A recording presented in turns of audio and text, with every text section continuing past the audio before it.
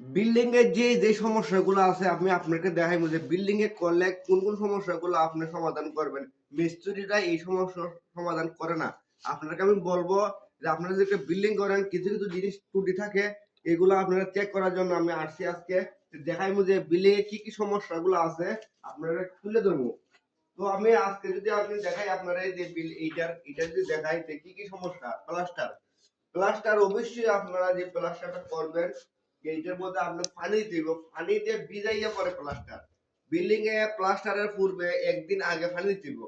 পানি না দিলে আপনার বিল্ডিং এর সমস্যা হয়। এই কারণে পানি দিতে হইব, পানি দিয়ে আপনি কাজ করবেন। কাজ করার পরে কিন্তু বিল্ডিংটা সৌন্দর্য আসবে সুন্দর।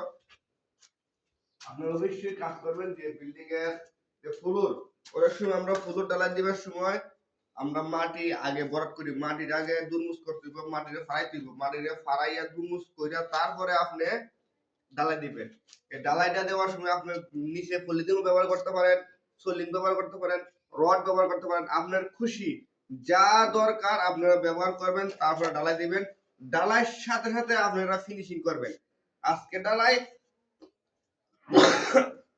আজকে ফিনিশিং, আজকে ঢালাই আজকে ফিনিশিং, তাহলে আপনার ফিনিশিংটা টেকসই থাকবো, ফিনিশিংটা ফাটতো না, অনেক দিন যাবত ফিনিশিংটা থাকবে। ধন্যবাদ। শেষ।